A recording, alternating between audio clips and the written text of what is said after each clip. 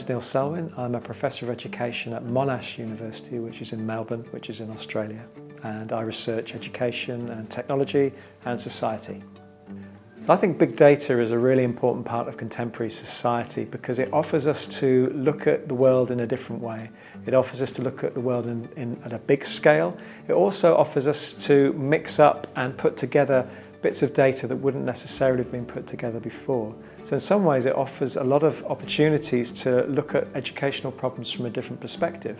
I think big data is also really important because it's changing lots of areas of society. It's changing criminal justice, it's changing health, it's changing media, it's changing finance. So in many ways education is just one part of lots of different bits of society that's going to be affected. And I think the key challenge for education is how educators and educational interests can be involved in the debates around big data to make sure that educational values are also part of how we use data.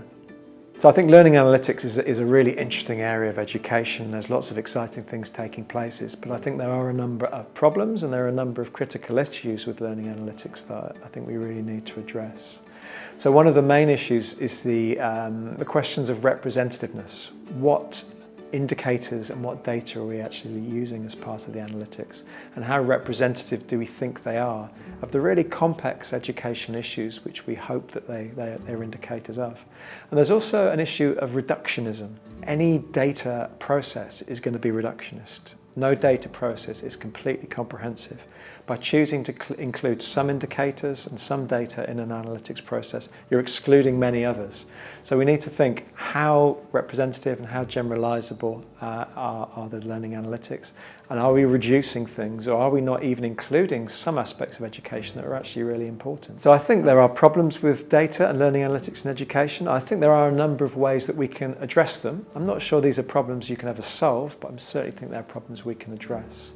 I think there are obvious questions about the quality of the data that we use, the quantity of the data, and the nature of the tools and the nature of the techniques. But I also think one of the main issues we need to get our heads around is having more honest and open and skeptical conversations about data.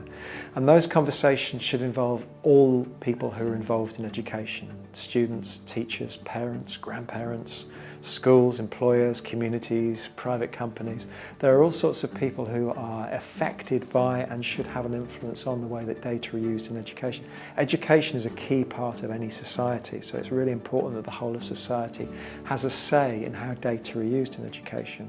There's a danger that if we don't all get involved in shaping the future of data in education, that data just is done to us by companies or done to us by government.